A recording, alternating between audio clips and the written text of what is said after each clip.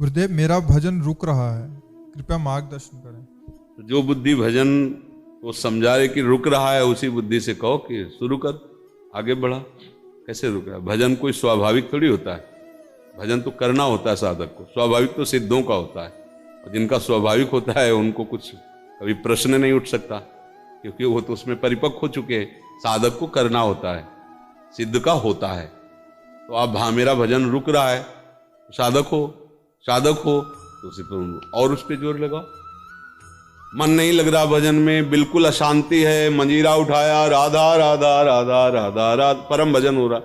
मंजीरा नहीं बजाया, राधा राधा राधा राधा राधा राधा भजन हो रहा है। अब उसमें मन की चक्कर में पड़ के तो फिर बकवास ही रह जाएगी, बात तो बनेगी नहीं। हमें लड़ना पड़ेगा। जब किसी योद्धा को परास्त करना होता है तो सब दांव चलाए जाते हैं, आखिरी दांव तक हमें लड़ना होता है। तो मन रूपी योद्धा को परास्त करने के लिए हमें हर दांव चलाना है। वो एकदम अशांत हो रहा है, हम कीर्तन राधा राधा, वो कहेगा नहीं बोलना है, हम कहे राधा राधा, और जोर से बोलेंगे राधा राधा। उसको हारना पड़ेगा, हमारे पास राधा नाम है। अब देखो, इसमें लगोगे नहीं तो ऐसा कोई जादू कोई नहीं कर देगा। ये सब कहने सुनने की बातें हैं कि उन्होंने ऐसे कहा, ऐसे कुछ नहीं होने वाला, ऐसे वैसे कुछ नहीं, सब नाटक है।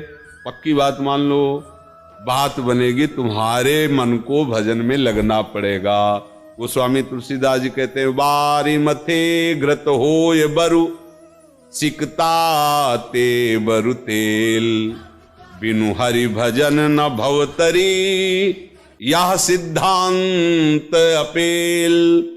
चाहे बालू के तुम पेरने से तेल निकाल लो, और पानी के मथने से चाहे तुम मक्खन निकाल लो, निकलेगा क्या? नहीं।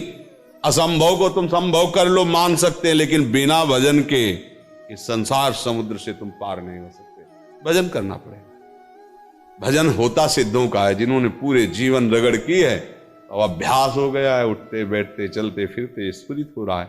अब उनको थोड़ी कि रुक गया, अपने लोगों को करना पड़ेगा। खूब रात दिन रगड़ करो प्रभु का आश्रय लेकर, तो धीरे धीरे भक्ति महारानी की कृपा से माया महारानी अपनी लीला समेट लेंगी, हम आगे बढ़ जाएंगे प्रभु के मार्ग।